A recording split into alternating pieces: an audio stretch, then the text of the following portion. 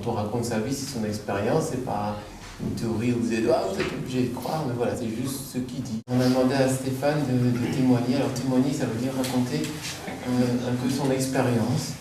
Et c'est pas évident de raconter un bout de sa vie à des gens qu'on ne connaît pas trop. Je demande en tout cas, s'il vous plaît, de l'écouter avec respect. Donc moi j'ai grandi dans une famille chrétienne qui pratiquait. Une chose, mon père disait toujours, une chose c'est de prier, une autre c'est d'aider. Si on reste seulement au niveau de la prière, ça ne suffit pas. Il faut les deux dimensions toujours. La prière pour recevoir, je dirais, la force d'aider, et puis aider. Voilà, l'un dans l'autre, même chose. Si on ne fait qu'aider sans prier quelque chose, il y a une saveur en moins. C'est, j'imagine, une présence de Dieu en tout cas. Voilà. Et donc j'ai grandi dans cet esprit-là. Et c'est vrai que j'ai eu la chance d'avoir des parents qui s'aimaient, donc jusqu'au bout. Mon père est décédé en 91, ma mère en 2000. Mais j'ai grandi dans cet esprit. Mais malheureusement, moi, je allais à la messe le dimanche. Déjà à l'époque, il y avait des vieux, donc vous voyez, ça ne change pas grand-chose. Mais c'était un peu lourd, pompeux et pénible. Et je n'aimais pas ça. En plus, le soir, il fallait prier le chapelet ensemble. Alors là, c'était pire qu'autre chose. Et donc, voilà, il y a eu des choses comme ça, petit à petit, qui m'ont fait douter un peu de l'importance de la religion, de la présence de Dieu et de l'Église aussi. Alors, une des choses que, quand moi je témoigne, j'explique un petit peu les bases de ma vie, donc surtout à votre âge, un peu avant et après. Donc tout ce que pour moi était important dans la vie, arriver à ce que je voulais, puis voilà, il va se passer un décès dans ma famille qui va pas mal remettre les choses en place, et puis on va vers la fin du témoignage, c'est une rencontre qui change tout. Voilà. Ça s'est passé il y a 21 ans, et je dirais que c'est grâce à ça qu'aujourd'hui je suis devant vous, d'abord pour vous le témoigner, deuxièmement parce que je serai mort, ça c'est évident, c'est certain. Donc voilà, j'ai grandi comme ça chez mes parents, mais mon père, il y avait beaucoup d'interdits. Vous savez, dans le temps, quand on parlait de Dieu, aujourd'hui, ce serait très intéressant de savoir quelle est l'image que vous avez de Dieu. Moi, mon image de Dieu, c'était un homme très méchant, très vieux, parce que Dieu est vieux, c'est évident, s'il a fait le monde, il faut l'imaginer tout ratatiné avec des longs cheveux blancs et une longue barbe blanche. Et il était habillé tout de noir, comme un juge. Et alors, on parlait qu'on va tous mourir, vous savez, on va tous passer par là. Et le jour où on va mourir, on va se retrouver devant ce Dieu. Et alors, il sera énormément grand, parce que Dieu est immanent. Hein. Et alors, nous, on serait comme dans cette pièce, un tout petit, là, qui arrive au fond de la pièce. Et alors, moi, mon père, souvent, il me disait, t'es nul, t'arriveras jamais à rien, regarde-toi, ta soeur, c'est mieux, ceci, cela. Et donc, mon image de Dieu, évidemment, était calquée à l'image de mon père. Et donc, c'était un Dieu où il n'y avait pas d'amour. Il y avait que de la colère et de la haine. Et quand il me verrait arriver au paradis, il me dirait, ah oui Stéphane, alors il ouvrirait son grand livre, il verrait mon nom quelque part décrit en disant, oh, toi, t'es voué pour l'enfer, il n'y a rien de bon, t'es capable de rien. Et donc tu vas aller en enfer. Et peut-être si un jour, je suis de bonne humeur, je viendrai te chercher pour me faire venir dans mon royaume. Mais en attendant, va quelque temps en enfer. Alors mon père, lui, c'était plein de règles, plein d'interdits. À l'Église, on a 10 commandements. Moi, j'appellerais ça les 10 paroles d'amour, plus qu'autre chose. Mais voilà, c'était les commandements avec beaucoup de tu ne feras pas, tu ne tueras pas, tu ne mentiras pas, tu ne voleras pas. Et chez mon père, ça avait une importance plus que l'amour, je dirais. Et donc, c'était rempli d'interdits. Et quand j'ai commencé à grandir, je dirais vers 12 ans, j'ai commencé à trouver que c'était raide, la religion. C'était pénible, il n'y avait pas de saveur, il n'y avait pas de joie, c'était morbide, c'était pour les vieux. Et je l'ai fait comprendre à mon père. Mais comme pour mon père, il n'y avait rien de plus important que ça, à l'époque, de vos arrière-grands-parents maintenant, il y avait une phrase qui se disait en Belgique, c'était quand il y a quelque chose de tordu devant toi, là, qui t'embête ou quoi, il faut taper dessus pour le redresser. On fait ça avec des barres en fer, vous savez, quand une barre est de travers, on tape dessus, on la remet droite. Et donc c'était un peu la philosophie de l'époque, de taper les enfants pour qu'ils fassent bien ce qu'on veut. Et donc mon père, à un moment donné, il a commencé à m'attraper comme ça, et il avait des grandes mains, et je peux vous dire, quand il tapait bien, et si ce n'était pas la ceinture, il y a deux côtés, il y en a un qui fait très mal, l'autre, à la rigueur, ça fait mal, mais c'est supportable. Mais c'était dur. Et donc ça a duré comme ça quelques temps. Et quelquefois, j'arrivais à m'échapper de ses mains, là, je courais vite à l'escalier, je rentrais dans ma chambre, je fermais la porte, et alors j'avais une cheminée sur ma gauche, et j'essayais de m'allonger, mais j'étais trop petit, au début en tout cas, pour que mon pied touche la cheminée, et que mes épaules, sur la porte, empêchent mon père de rentrer. Mais j'y arrivais pas. Avec le temps, j'y suis arrivé. Ça a dû durer, je ne sais pas combien de temps, mais en fait, à la fin, j'y arrivais. Jusqu'au jour où, ne sachant plus jamais m'attraper ni rentrer dans ma chambre pour me frapper, j'ai commencé à en avoir marre aussi de fouiller mon père. Et donc, un jour, dans l'escalier, il y avait un palier au milieu. Pardon, j'ai un petit peu de problème de poumon pour l'instant. Et ça me fait tousser. Je me suis arrêté et je me suis tourné vers lui en faisant ça. Et mon père s'est arrêté et tous les deux on a été surpris. Hein. Moi, de ma réaction, de oser faire ça. Puis mon père de se dire, tu vois, il grandit, peut-être ça devient dangereux, enfin je ne sais pas. N'empêche que ce jour-là, il m'a dit, si tu me touches, je t'encastre dans le mur. Je me suis dit, du béton, ça va être dur, donc ça va faire mal. Mais bon, il est redescendu, c'était une des dernières fois par après. Je pense que la chose qui l'a vraiment cassé dans son élan de me frapper, c'était un jour quand moi-même j'étais résigné. Je suis allé vers lui et je lui ai dit, ok, en gros, je ne sais plus les mots, hein, t'as raison, je suis bon qu'à être frappé, continue. Mais tant qu'à faire, enlève ta bague, parce que ça fait mal quand tu me frappes. Et j'ai l'impression que là, il y a quelque chose qui a dû se passer chez lui, parce que c'était terminé. J'avais beau hurler, mes voisins ne sont jamais venus. Ben voilà, c'était comme ça à l'époque. Donc j'ai continué à grandir, mais j'y réfléchissais beaucoup, parce que j'ai toujours été quelqu'un petit qui cherchait le bonheur, la vérité, l'amour, la liberté, surtout je voulais être libre. Et quand j'entendais mon père, ou à la messe, qui parlait de l'amour des gens, il faut respecter, c'est l'évangile, hein, et que je voyais qu'il faisait ça, d'autres choses, hein, je pouvais vous sortir d'autres affaires dans la maison, je me disais, mais ça je ne veux pas adhérer à un message qui frappe les gens, qui est comme ça. Ça je ne veux pas, je veux bien s'il faut donner une fois une correction, hein, mais il y a une limite dans la correction. Maintenant, de battre, parfois, c'était quand même, voilà. Et donc moi, petit à petit, je me suis dit, ben, au fond, si c'est pour ça, la religion, ça ne m'intéresse pas. Et alors je réfléchissais sur les autorités. Vous savez, il y a tout plein d'autorités autour de nous. Que vous le vouliez ou pas, elles ont un pouvoir sur vous. En principe, la vraie autorité qui se reçoit même de Dieu, c'est pour faire grandir l'autre. Mais quand on a un père qui te frappe et qu'il a l'autorité sur toi, tu te dis une autorité comme ça fait mal. Alors j'ai eu d'autres expériences dans ma vie, par exemple à l'école, hein, j'ai eu des excellents professeurs, super et tout, mais j'en ai eu qui étaient terribles. Je m'en souviens d'une en 4e primaire. La première chose qu'elle a fait en rentrant dans la classe au début de l'année, hein, c'est voilà, on va faire une interro. Déjà moi je me suis dit, une interro le premier jour, déjà que j'aime pas l'école, j'aime pas les interros, alors ça promet. Quoi. Vous imaginez toute la longueur de l'année. Et en fait, à la fin de l'interro, elle avait tout corrigé. Elle a fait une statistique, puis elle a dit voilà, tous ceux que je vais nommer vont s'asseoir à droite, vous prenez votre chaise et votre banc, et les autres, vous allez à gauche. Alors elle a fait ça, et puis elle a dit voilà, à droite, vous êtes tous des nuls. Moi, je ne fais jamais rien avec vous. Et croyez pas que je vais perdre mon temps pendant l'année avec vous. Mais vous, à gauche, l'élite. Donc je vais bien m'occuper de vous. Et je vais tout faire pour que vous y arriviez. Alors moi, comme j'ai toujours été quelqu'un, même petit, malgré tout, d'assez libre, parce que ce n'est pas de l'insolence, j'ai demandé à la femme si c'était vrai qu'il n'y avait que des bons et des mauvais. Parce que si vous regardez dans le dictionnaire le mot mauvais, vous allez être surpris de toutes les choses qu'il y a derrière. Après, on n'a plus envie de dire que les gens sont mauvais, vous voyez, parce que l'étymologie des mots dit plus que quelques lettres qu'on peut lire comme ça. Et donc, elle m'a dit c'est comme ça, et vous n'en parlerez à personne. J'ai rencontré le directeur de cette école il n'y a pas longtemps à Tournai, il était choqué d'entendre ça, il dit si j'avais su. Mais on ne pouvait rien dire. Et vous savez, à votre âge, parfois il y a des gens qui vous font du mal, mais comme ils vous disent surtout ne dites rien, vous dites rien, et c'est là l'erreur. Et on est passé comme ça toute l'année, c'était abominable. Et moi, l'école, je peux vous dire que dès que j'ai eu l'occasion, je me suis cassé. J'avais 17 ans et je ne voulais plus rien savoir avec l'école. Alors j'ai trouvé un travail et j'ai toujours travaillé. L'autre chose qui m'avait aussi cassé au niveau de l'autorité, c'est à l'armée. Vous savez, à l'armée, il y a des gens qui ont des grades, et parce qu'ils ont des petites choses, ils peuvent avoir le pouvoir sur vous. Alors il y a des bons militaires, pas de problème.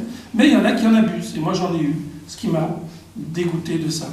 L'autre chose, c'est aussi au niveau policier. Il y a un policier qui a aussi l'autorité, il y a des bons, il y a des moins bons. Et moi j'étais tombé sur un qui était vraiment exécrable. Il embêtait les jeunes tous les jours, il cherchait de la drogue, et par après, on l'a retrouvé en prison avec son fils, parce que comme il cherchait la drogue, c'était pas pour la rendre au commissariat, c'était pour la faire vendre par son fils. Et donc la finalité, je me suis dit, si c'est ça le pouvoir humain, qu'est-ce que ça va être terrible avec le Dieu. Et donc Dieu, on en tremblait. Il fallait aller à la messe, bien mettre sa bougie, bien faire les prières, autrement on n'allait pas au paradis. Mais c'était tout. En gros, ce qui passait, et les gens avaient peur. Pour ça, peut-être que les églises étaient pleines.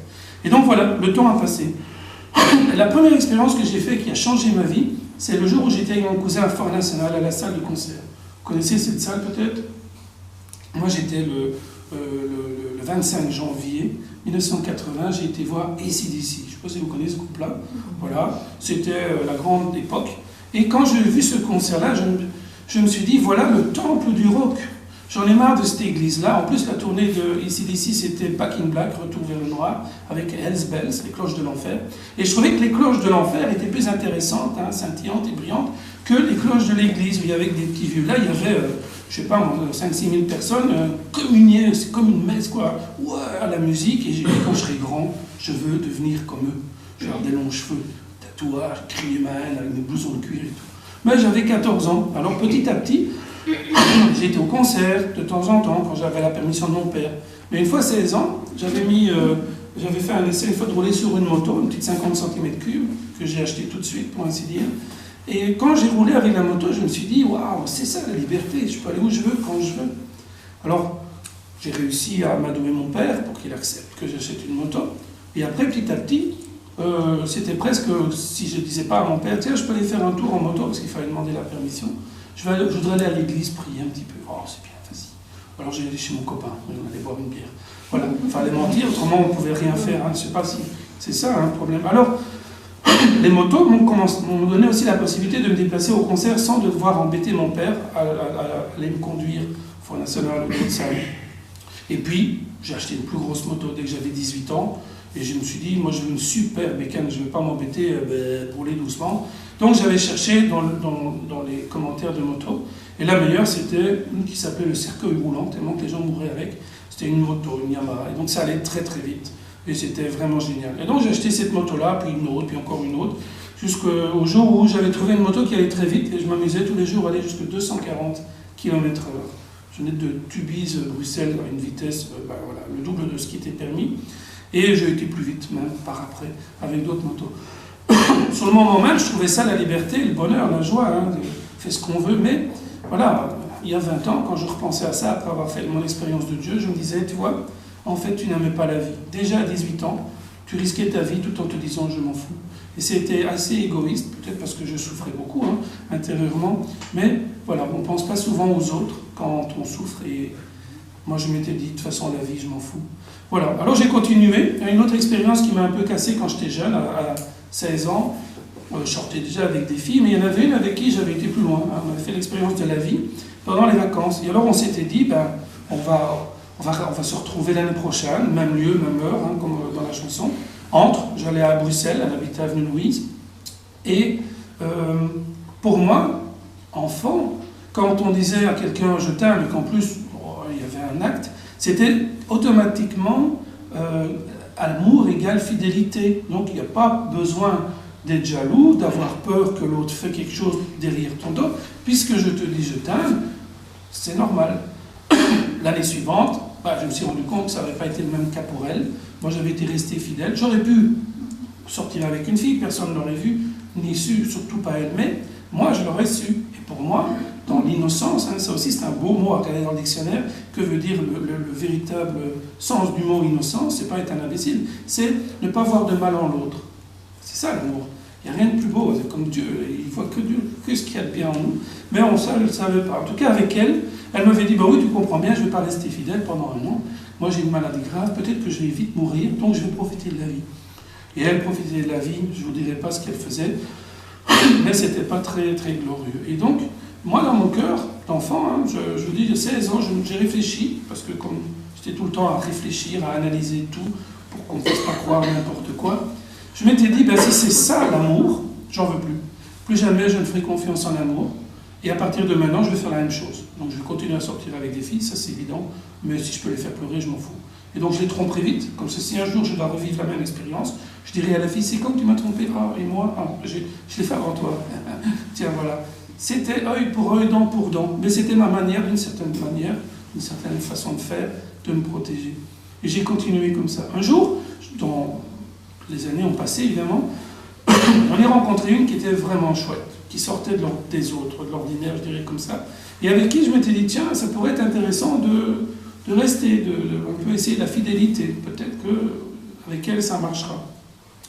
Alors elle m'a amené chez ses parents, très sympathique, très libéral, hein, et comme eux, ils étaient chauffeurs de poids lourds, ils prenaient leur camion de Wagner, une entreprise à Charleroi, et puis ils partaient à Moscou. Et là, les retours, 5000 km, ça ne se fait pas comme ça. Et donc, il partait la semaine. Et alors, il m'avait demandé, comme il trouvait que j'étais quand même, je tenais la route, bah, à ce moment-là, j'avais quand même des cheveux jusque par terre, enfin, jusqu'en bas du dos, voilà, des tatouages, enfin, en tout cas, des badges, des écussons, blousons de cuir et tout ça. Malgré tout, ça les choquait pas trop. Ils m'avaient demandé si je ne voulais pas habiter chez eux, en attendant, comme eux, ils n'étaient pas là la semaine, pour que leur fils ne soit pas seul.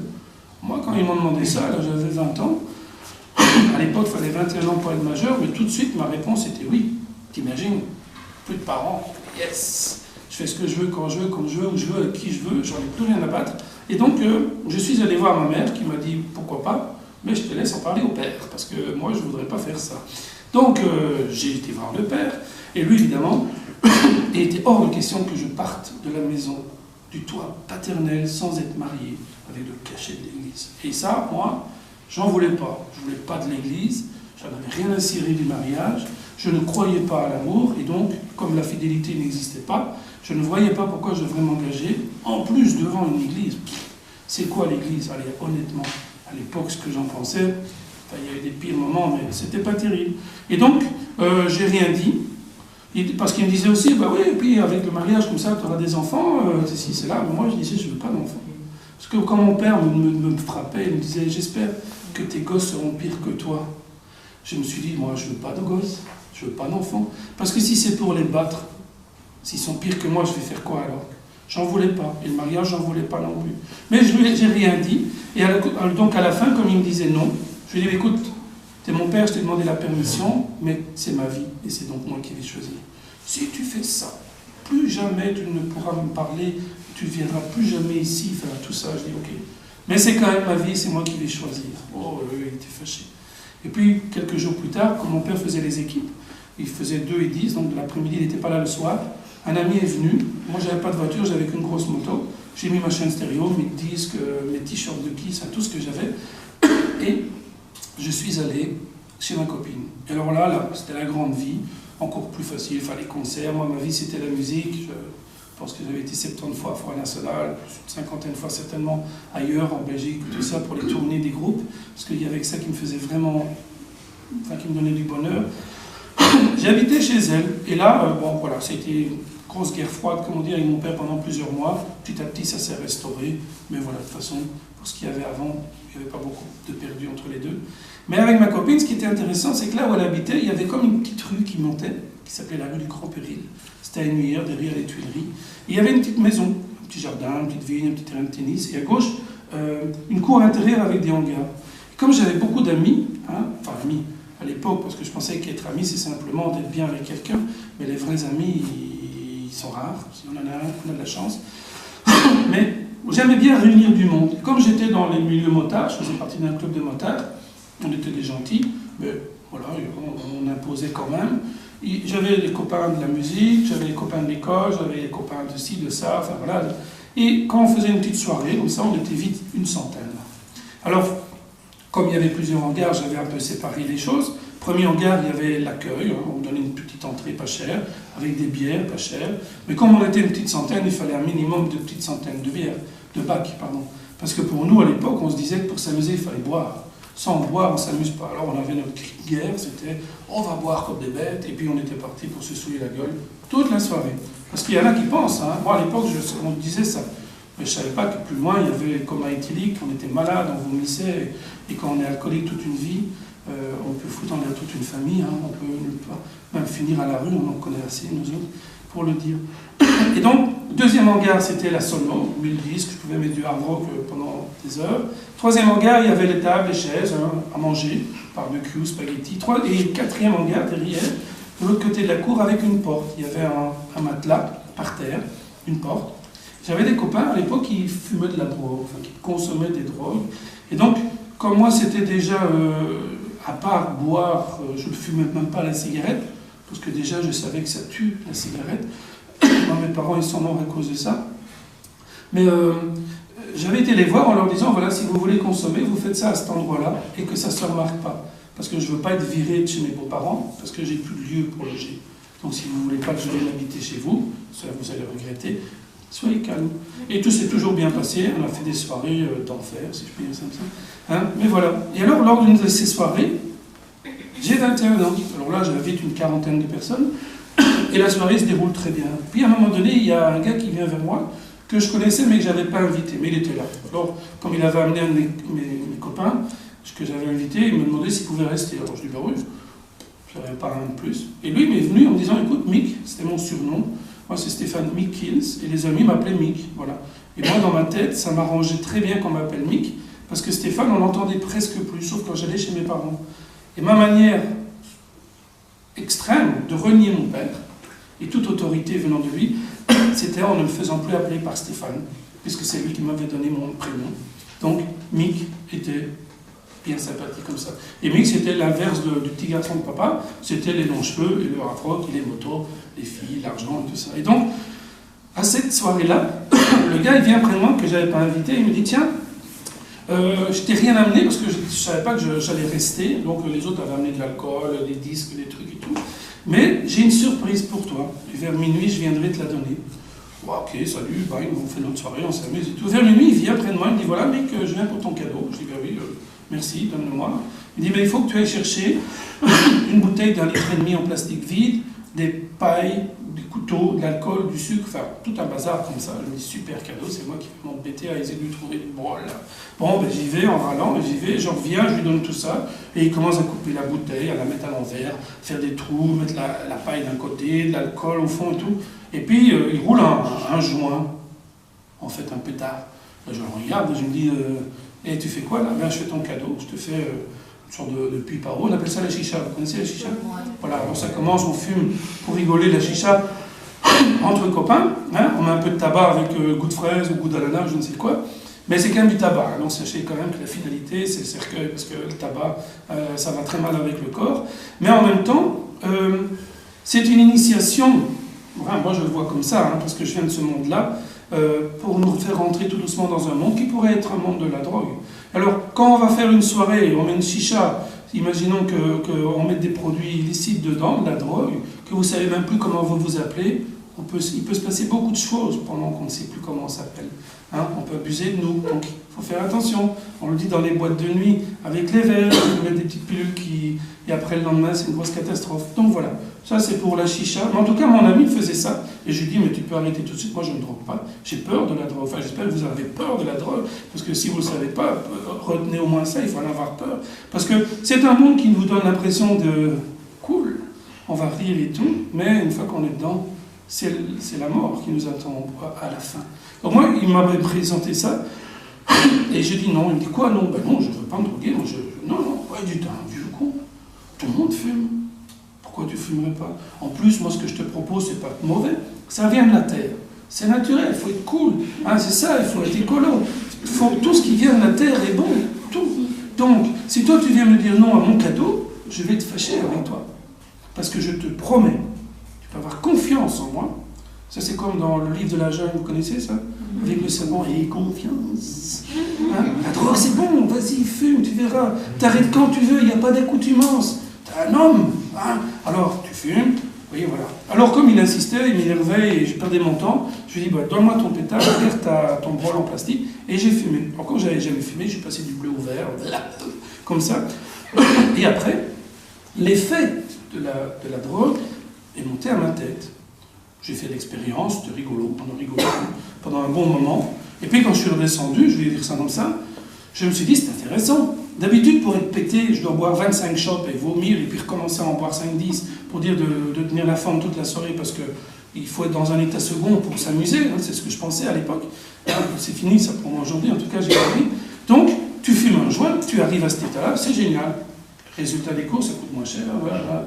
Bon, je me dis, je vais en parler à ma copine. Elle me dit, oh ouais, j'ai déjà fait ça à Bruxelles avec les copains. Je dis, ah ouais, bah, on va faire ça à deux, ouais, ça va être chouette et tout. Donc la semaine suivante, le samedi soir, on est allé chez mon copain en question. On a acheté une petite barrette de shit, on a fumé notre pétard. Et puis c'est devenu un de nos commandements. L'église en avait dit, nous, notre premier, c'était, tu fumeras ton pétard tous les samedis soirs. Voilà. Donc on avait commencé à fumer notre pétard. Et on rigolait, la soirée était bonne comme ça, on rentrait à la maison, et on allait se coucher, c'était bon, pas de problème. Mais au bout d'un moment, la drogue, elle ne fait plus d'effet. Donc qu'est-ce que tu fais pour être pété? T'en fumes 2, t'en fumes 3. Moi j'ai commencé comme ça, et à la fin, j'en fumais entre 15, 20, parfois 25 par jour. Voilà. Pourquoi? parce que je n'étais plus capable d'arrêter. Même que je voulais arrêter, je n'arrivais plus à arrêter. Et c'est ça le piège de la drogue, vous voyez.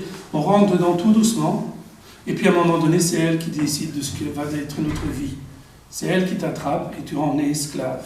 Alors, il y a des gens qui meurent. Moi, j'ai perdu plein d'amis par la drogue, qui, sur des effets seconds, ont perdu la vie en moto, en voiture, d'autres, aucune autre alternative de bonheur dans leur vie, ils ont été suicidés en allant se noyer à la mer du Nord. Moi, ce qui m'a choqué dans ma vie de drogué, parce que ça a duré presque 6 ans quand même, hein, ce qui m'a choqué, c'est le jour où j'ai appris que ma copine, enfin une amie de notre bande, qui avait 10 ans de plus que moi, donc j'étais vraiment une adulte déjà, était tombée de son escalier. Si vous voulez, elle était montée à l'escalier, là, et était quand on est vraiment drogué. Si on tient debout, on a encore de la chance, mais on ne sait plus trop comment on marche. Et arrivée en haut de l'escalier, elle a glissé, elle est tombée. Ben, elle s'est cassé le cou et elle est morte. Et on vit qu'une fois, donc elle est morte, terminée. Et ça m'a fait peur parce que dans ma maison, là j'avais quitté la maison des beaux-parents, j'avais acheté ma maison, j'avais enlevé la rampe d'escalier, je trouvais que c'était pas très beau. Alors vous savez, quand il est minuit, 2h du matin, qu'on est complètement pété, qu'on monte parce qu'on ne sait plus fumer tellement qu'on ne sait plus comment ça s'appelle non plus, eh ben, quand moi je remontais dans ma chambre, alors que j'avais commencé en rigolant avec 2 doigts, je devais mettre à mon escalier mon premier genou sur une des marches, l'autre en dessous, un coude, un bras. Et alors je mettais mon épaule contre le mur et je montais comme ça, marche par marche, parce que je ne tenais pas debout. Hein. Il n'y avait pas moyen de monter autrement. Et quand j'arrivais au-dessus, je rampais jusqu'à mon lit, c'était pas très loin, hein, et je me couchais directement. On avait enlevé les pieds, parce que c'est dur de se lever pour simplement aller dans son lit quand on est dans un état comme ça.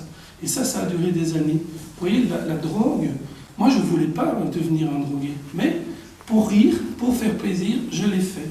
Et alors, à ce moment-là, je me souviens, j'avais 25 ans. Et je me suis dit, une journée, j'étais dans mon fauteuil, et il y avait la petite voix de la conscience, vous savez, une petite voix en nous, là, de temps en temps, qui nous dit des choses, parfois de faire du bien, parfois dire des bêtises, mais il y a une vie intérieure. On ne la connaît pas assez quand on est jeune, mais par après, on la découvre. Et la petite voix me disait, fais une fois le constat de ta vie, mec.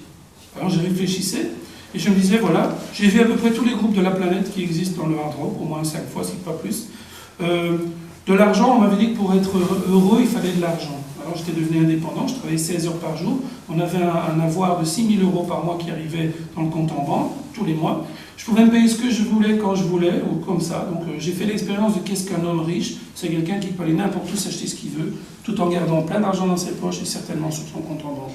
Voilà, ça j'ai fait l'expérience pendant plus qu'un an et demi, mais vraiment plein régime, dépenser de l'argent, des sommes folles pour des disques de Kiss avec une collection, voilà.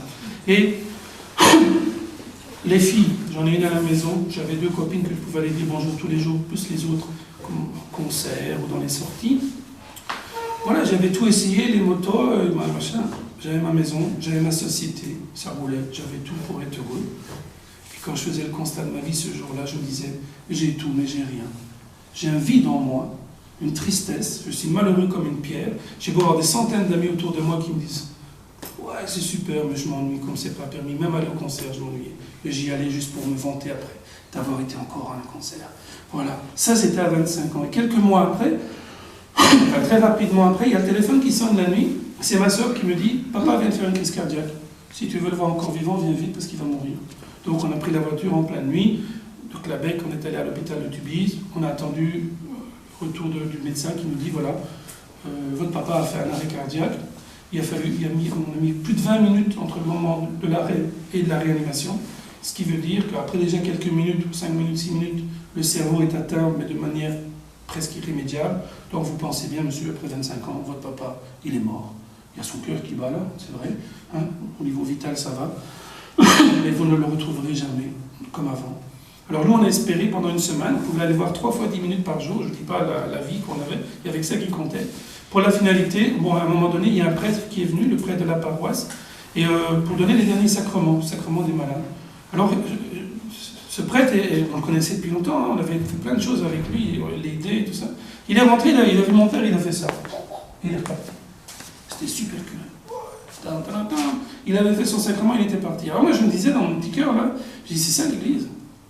Il rentre, il dit même pas bonjour, il n'a même pas un semblant de compassion pour faire croire peut-être qu'on a du prix à ses yeux et de nous dire ça va, vous allez bien. Et, malgré l'épreuve, et votre papa, comment il va, tiens, vous ne voulez pas qu'on prie un petit peu ensemble, et faire la prière, et puis dire, voilà, excusez-moi, je dois partir. Non, il était venu, et il était reparti. Alors moi, quand j'avais pas mal souffert dans ma vie, j'avais trouvé un petit truc pour ne plus être blessé par les gens qui étaient méchants, si je peux dire ça comme ça, ou bêtes, ou, enfin, qui n'avaient pas beaucoup de respect pour les gens. C'était simplement de me dire, trouve une bonne raison pour ça. Et j'en avais trouvé deux. La première, je m'étais dit, il a mal garé sa voiture, il ne veut pas un PV. La deuxième, il a un poulet au four et il ne veut pas le brûler. Voilà. Donc c'était bon pour lui, c'était bon pour moi, on règle ça. Mais dans ma tête, je me suis dit, ça, l'église, ça ne vaut pas grand-chose. Et alors, le 14 septembre, c'était un samedi 1991, on a débranché la fameuse machine, on est allé le mettre dans une chambre à part, et à un moment donné, j'étais avec ma soeur, ma mère, j'ai pris mon père dans mes bras, et j'ai mis ma tête comme ça contre lui, parce qu'il ne mourait pas en fait, il ne comprenait pas, il ne partait pas. Et je lui ai simplement dit, papa, tu peux y aller, je m'occuperai de tout, de maman et de ma soeur. Il a respiré 3 fois et il est mort. J'ai déposé sa tête et en moi, ça a été une explosion de colère.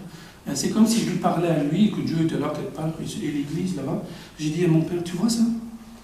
T'es mort. Dieu permet que tu meurs. J'ai 25 ans, c'est beaucoup trop jeune. Et l'église, t'as vu ça? Il vient, il fait ça, alors, tout ce qu'on a fait pour lui. Il dit, à partir d'aujourd'hui, plus jamais je ne parlerai de Dieu. Je ne prierai Dieu et je ne rentrerai dans une église, sauf pour enterrer mon père, mais c'est terminé l'église. C'est un ramassis de gens. Il n'y a rien de bon là-dedans. Et Dieu, qui tue les gens, il peut rester là. Plus jamais, je ferme tout. On a enterré mon père, je suis rentré dans le monde de la drogue encore plus, parce que là je suis maintenant le matin, vers 10h, le midi, donc j'étais tout le temps pété. Je suis rentré dans le monde du New Age, chercher autre chose, la réincarnation, le bouddhisme, l'ésotérisme, Rudolf Steiner, avec la théosophie, plein de choses, là, les baleines du lac Saint-Laurent, rentrer en communion avec les éléments, mais avec beaucoup de drogue, hein, parce que, enfin, un peu pour certaines choses, il faut vraiment se fumer. Hein. Et bon, j'ai fait ça pendant tout un temps, jusqu'au moment où je me suis séparé de la fille avec qui j'étais. J'avais compris qu'on ne s'aimait pas, on avait eu beaucoup de sentiments, mais les sentiments, ça peut durer un temps. Après, on dit le sentiment. Il faut que l'amour prenne le dessus. Il n'y avait pas eu d'amour qui avait suivi. Parce que je pense qu'au début, le sentiment peut attirer des gens pour qu'il y ait comme de l'amour entre eux. Et à un moment donné, on aime l'autre pour ce qu'il est, pas pour ce qu'il a, ni pour ce qu'il fait. Parce que si j'aime quelqu'un parce qu'il est beau, riche et intelligent, si demain il a un accident qu'il ne peut plus bouger ni parler et qu'il perd tout son argent, je vais le mettre à la rue en disant « Dégage, tu ne corresponds plus à mon éthique. » Alors je vais en reprendre une autre. Non, l'amour va jusqu'à aimer la personne. Même dans une chaise roulante. Il y en a plein de témoignages comme ça. Mais ça, je ne le savais pas. Donc on s'est séparés. Je me suis retrouvé dans ma maison.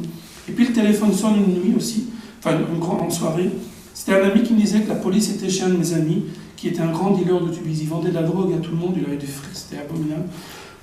Et donc il me disait peut-être qu'ils viendront chez toi. À ce moment même, je me suis dit, c'est pas grave, aller en prison, c'est quoi aller en prison? Peut-être que je vais trouver le bonheur, là, la liberté. C'est quoi là, est-ce que je vais être plus malheureux que ce que je suis ici en prison? Donc je m'en foutais d'être là avec la drogue, parce que moi de la drogue, c'était pas une petite barrette comme on voit dans les marins, dans les mains des gens qui vendent ça, enfin ici à tourner, je vais pas dire où, mais moi une barrette de gîte, ça c'était ça, c'était la tablette de chocolat, j'en avais plusieurs, des paquets d'herbes, c'était ça, j'avais des paquets de pollen, j'avais tout ce qui suivait à l'époque. Et alors, me faire arrêter avec ça, c'était sûr que c'était la tôle, mais je me dis je m'en fous. Et alors, dans ma conscience, il y a quand même une idée, et ta maman, qu'est-ce qu'elle dirait de ça? Je me suis dit, si ma mère sait ça, je suis en prison, ça la tuera. Parce qu'elle vient de perdre mon père, et donc ça, je ne peux pas lui faire. Résultat, je me suis dit, je vais tout planquer. Dans le jardin, au fond du jardin, il y avait un tas de bois, là, je chauffais une partie de la maison avec. Puis je me suis dit, mais non, ils vont venir avec des chiens. Alors je me suis dit, je vais le mettre chez le voisin. C'était un policier, il fait aussi, il ne sait pas que je sais. Mais il restait un fond d'évangile, là, tu sais, fais pas aux autres, je t'aimerais pas qu'on te fasse. Enfin, c'est pas dans les évangiles, mais un peu plus loin. Et je me suis dit, je vais tout brûler. Parce qu'en moi, il y avait comme quelque chose qui me disait, tu es capable, tu vas y arriver cette fois-ci. Parce que vous savez, le pire du drogué, c'est qu'il pleure pour arrêter de se droguer. Mais il ne peut plus arrêter. Et il est là. Et alors on touche le fond à ce moment-là. Parce que même nous, on n'a plus d'estime pour nous. On n'est plus qu'un déchet, qu'une larve. On rampe, voilà, c'est ça que ça veut dire. Et donc, j'ai allumé mon feu, j'ai mis la drogue dedans, ça a fait la fumée remonter. Je me suis dit, mais qu'est-ce que je viens de faire là? Si la police descend, ils vont me voir de loin, en plus ça sent, et imagine qu'il y a des oiseaux qui passent dans la cheminée, là, tu sais, et puis tu as les oiseaux, en plus il y aura plein d'oiseaux morts autour de ma chambre, de ma maison, c'est sûr que la police, elle ne devra pas regarder le numéro de la maison, ils disent, Là. Alors j'ai rigolé, mais en même temps que j'ai fermé le feu, en me disant je m'en fous, je me disais, j'en ai marre de me suicider à petite dose, parce que c'est chaque fois que tu fumes une cigarette ou un joint, tu te suicides à petite dose. Et ça marche. Hein, les gens qui meurent de ça, ça marche. Il y a un prêtre qui m'a demandé le nombre qu'il enterre toutes les semaines. Et ça fait des désastres dans les familles à cause de fumer, soit. Et donc, je mets tout ça au feu, et j'attends. La police ne vient pas, tant mieux. Je vais dormir. Le lendemain, je vais travailler, je fais mes petites 16 heures de travail journalière. Et le soir, je me dis, tiens, qu'est-ce qu'il manque quelque chose? Et puis je fais le constat que j'ai tenu 24 heures sans drogue. 24 heures. Et en moi est monté un sentiment de fierté. Pas d'orgueil. L'orgueil, c'est mauvais. Mais la fierté est nécessaire dans nos vies. La juste. Et je me suis dit, waouh, j'ai réussi 24 heures. Eh bien, je vais continuer jusque demain. Je vais essayer de tenir jusque demain. Parce que c'est tout le temps un combat. Et alors, 48 heures est passé. Puis 72 heures. Alors là, j'étais content. Seulement, à un moment donné, le corps, c'est là qu'on comprend qu'il y a comme un corps, une âme et un esprit hein, dans notre vie, c'est dans notre être. Il y a comme à un moment donné le corps qui commence à cogner et à faire mal. Intérieurement, tu as mal partout. Une grippe, la pire des grippes, c'est de la rigolade. Tout fait mal, la peau, les poils, les nerfs. Dès que tu bouges, tu as mal. Ça, c'est la désintoxication. Vous comprenez le mot désintoxiquer, sortir de ce qui est toxique. Et ça, c'est toxique. Hein. Et alors là, ton corps, il te jette par terre de douleur. Tu n'as rien à prendre. Et ce que le corps veut, c'est que tu reprennes de la drogue. Et moi, ce jour-là, quand je me souviens de m'être dit intérieurement, je préfère mourir maintenant que de reprendre de la drogue. Je ne veux plus me droguer. Mais il y avait une force quand même, hein, mais je crois que Dieu me donnait déjà la force. Mais je ne le savais pas. Et donc, à ce moment-là, j'ai tenu le coup. Et alors, la phase suivante, ça a duré 3 jours. Hein. C'est le corps qui dit, ok, maintenant je vais tout nettoyer. Et je renvoie tout. Alors là, les poumons, les intestins, tout a été nettoyé. Parce que vous savez, quand on fume souvent de la drogue, c'est du shit. Donc c'est avec de l'huile, c'est de la pâte qu'on met ensemble. On le brûle, on le met, on le fume, ça part en fumée, mais le reste d'huile reste dans les poumons. Et on emmagasine, on en a 20 joints par jour, t'imagines ce que ça fait comme huile là-dedans. Et alors, à un moment donné, c'est sorti de mes tripes, j'avais l'impression que tout ce qui était à l'intérieur allait se retrouver sur la table tellement que ça me faisait mal. Mais voilà, c'était le nettoyage complet, qui arrive. C'est important ce que je vous dis, même si ça sent pas bon, mais c'est ça la réalité de la drogue. J'ai passé 24 heures sur mon pot parce que je ne pouvais plus rien faire. Donc, après 3 jours de ce régime, j'ai fait l'expérience de ce qui s'appelle être clean, nettoyé, propre de l'intérieur. Et donc, hein, je me suis dit, j'ai faim. 3 jours à ce régime-là, j'étais au magasin. Pour la première fois, depuis des années, je pouvais regarder les gens dans les yeux. Parce que quand on est drogué, on vit comme ça. On achète, on donne l'argent, merci, au revoir, vous êtes gentil, et tu t'en vas. Parce que quand tu lèves les yeux, les gens qui te regardent, ils font ça. Ça fait quoi, tes yeux? Parce que les yeux sont éclatés, ça se voit au teint du visage. Au bout de quelques mois d'un régime de drogue, tu deviens gris, les yeux, les pupilles dilatées, brillantes, et puis tu n'es plus qu'une ombre. À un moment donné, tu n'as même plus d'ombre, en fait. Tu te promènes, tu n'as plus rien en toi, tu n'as plus de vie. Et là, je faisais l'expérience de revoir des gens dans les yeux, sans qu'on me dise « Oh, t'as fait quoi, tes yeux ?» Moi, je disais toujours, j'étais à la piscine, il y avait trop de chlore. « Oh, tu t'es brûlé les yeux, mon pauvre, t'es un sportif, hein, parce que t'es souvent avec des yeux comme ça. » C'est comme ça, il y a trop de chlore. Faut mentir, moi je connaissais mon cousin, il disait qu'il étudiait trop. Sa mère était fière de son fils qui avait des yeux rouges parce qu'il étudiait trop. Aujourd'hui, je ne vous dis pas ce qu'il fait comme vie, mais c'est limite, quoi. Mais voilà, ça c'est autre chose. Donc, je suis redevenu clean. Et alors les mois ont passé, j'ai plus touché d'alcool, j'ai plus touché de drogue. Enfin, l'alcool, c'était pas un problème, c'était plutôt vraiment la drogue. Et un jour, il y a 2 choses qui me sont revenues en mémoire de mon père. C'est lis la Bible et fais le carême. Et ça tombait de pile, cette année-là que ça commençait. Donc j'ai commencé à lire la Bible, à faire le carême. Pendant 40 jours, me priver de plein de choses. Et la finalité, il m'avait dit, tu verras si tu le fais convenablement, hein, avec vraiment un désir de chercher Dieu, tu auras une surprise le dernier jour. Et le dernier jour, moi, c'était donc le jour de Pâques, hein, ça c'est le 13 avril 1993. J'étais dans ma chambre, j'avais attendu toute la journée la surprise et rien. Donc je suis arrivé dans ma chambre le soir, je me suis assis sur mon lit et j'ai craqué, j'ai pleuré comme c'est pas permis, parce que bon, on m'avait tellement fait croire de choses dans la vie, la drogue, que c'était pas un problème, l'argent, c'était tous les problèmes, l'amour, voilà, pas de liberté, pas de joie, rien dans ma vie, que j'étais là sur mon lit et je me disais, même mon père m'a raconté des bobards. Et alors j'ai réfléchi, parce que comme je dis, j'étais quelqu'un de très incrédule, je devais comprendre pour adhérer, je devais toucher pour croire. Je me suis dit, Pourquoi rester en vie? Dans la vie, j'ai essayé tout le temps de trouver le bonheur, la vérité, la liberté, la joie. Je ne l'ai pas trouvé. Il n'y a pas ça dans le monde. Donc, je vais me suicider. Peut-être qu'en me suicidant, je vais trouver enfin le bonheur, enfin la liberté. Et j'ai réfléchi. Je me suis dit, mais non, suicider, c'est nul. Je ne trouverai pas de bonheur maintenant. Je vais faire pleurer les autres autour de moi, certainement. Mais il n'y a rien dans le suicide. Ça ne vaut pas la peine d'essayer ce côté-là.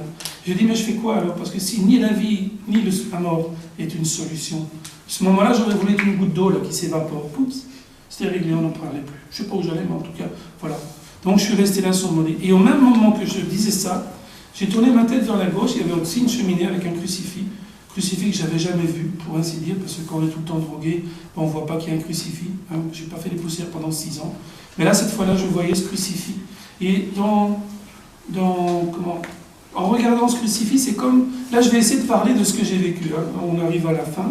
Mais c'est difficile de parler de Dieu, parce que pour moi, Dieu, ça ne se dit pas, ça s'expérimente. Quand on l'a expérimenté, on comprend les choses autrement. Donc là, je vais essayer par des images de vous le redire un peu ce que j'ai vécu. J'ai regardé ce crucifix et j'ai dit dans mon cœur 3 choses. Pourquoi tu es mort? Il y a 2000 ans que tu es mort. Ça change quoi pour moi aujourd'hui? Moi, je suis mort. J'ai beau avoir mon cœur qui bat, je n'ai plus de vie en moi. La deuxième chose, j'ai dit, il y en a qui te disent je t'aime. Hein. Je ne sais pas dire je t'aime, et encore moins un crucifié. Je ne suis pas capable, un gars qui est mort sur le croix, dire je t'aime. Et la dernière chose que j'ai dit, c'est, il y en a qui disent que tu es vivant, comme on chante ressuscitons. Moi, je l'ai fait aussi. Hein. Eh ben, si tu es vraiment vivant, si vraiment tu es vivant, viens maintenant. Oui, simplement ça. Vas-y, Bernard. Vas-y, au plus vite c'est fait, au mieux c'est fait. Hein? Quand j'étais à ce moment-là, j'ai regardé ce crucifix et je lui ai dit, il y en a qui disent que tu es vivant. Mais si tu es vraiment vivant, viens maintenant. Parce que si tu ne viens pas, c'est que tu n'existes pas. J'ai tout essayé. Et là, dans l'état où je suis, si vraiment rien ne peut m'aider, c'est qu'il n'y a rien sur cette planète pour nous donner la vie. Et au même moment que je disais ça, j'ai senti une présence dans ma chambre. J'ai rien vu, mais j'ai senti une présence bienfaisante. C'est comme si d'un coup je voyais ma vie défiler devant moi. Et le résultat de ma vie, c'était un chemin où dessus il y avait un gros tas de... D'accord? Il n'y avait rien de bon. C'était mon péché. Je ne savais pas que c'était ça. Et quand j'ai compris, j'ai pris peur intérieurement. Et au même moment, c'est comme si une main se mettait devant. Enfin, on appelle la miséricorde de Dieu. Hein, c'est comme si intérieurement je sentais que ce n'était pas grave malgré tout. Et j'ai entendu en moi, Stéphane, je t'aime. Et ça, moi, ça m'a cassé. Parce que je me suis dit, voilà que je dis ça.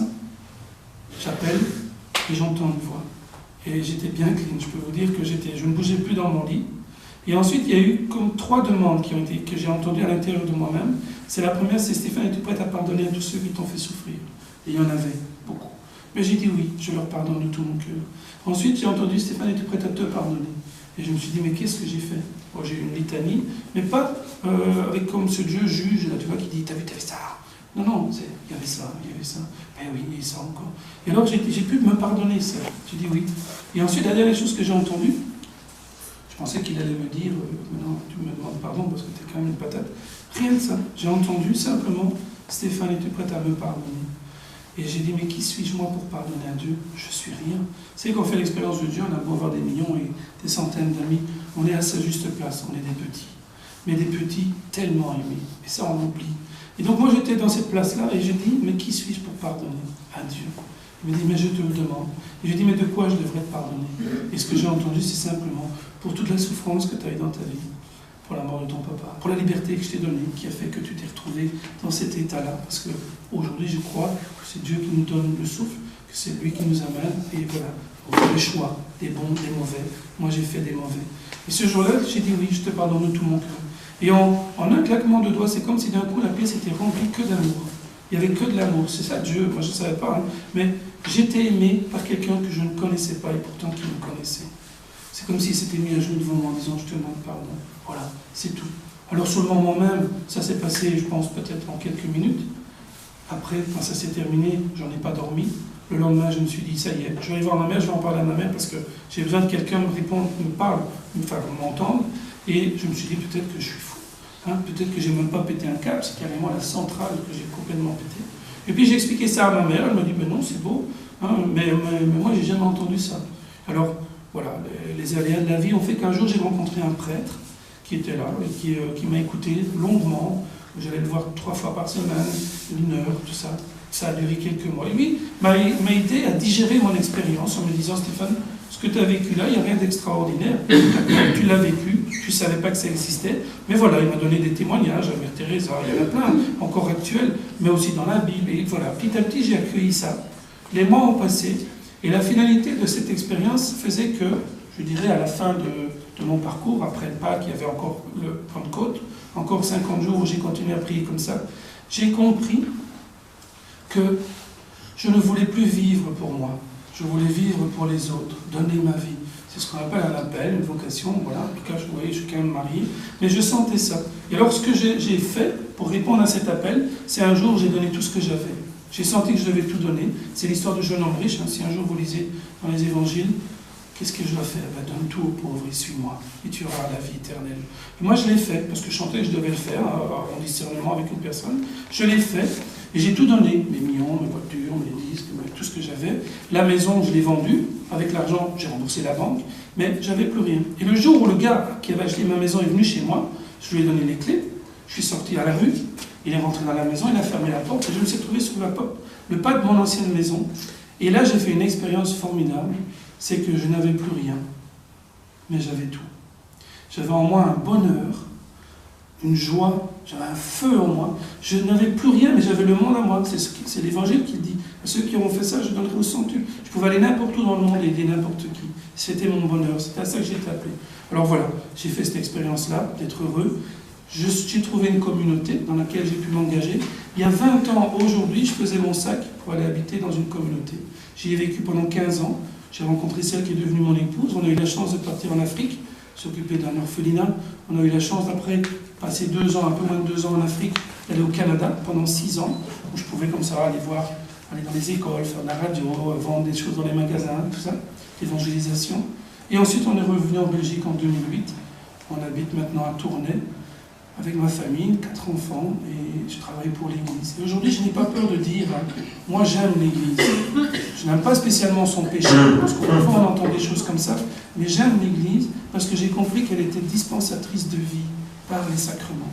Mais pour comprendre ça et pour vivre ça en profondeur, il faut chercher toujours à être petit, à ne pas faire le mal, à essayer de faire le bien, à ne pas chercher à s'imposer, à se montrer, à chercher le pouvoir, mais à être simplement des petits. Et alors à cela, le bonheur est assuré. Et voilà, moi aujourd'hui, je vis de ce bonheur maintenant, ça fait 21 ans que c'est arrivé, et je ne regrette absolument rien. Avant j'avais tout, mais j'avais rien. Puis j'ai fait cette expérience qu'avec Dieu, on a tout. Voilà.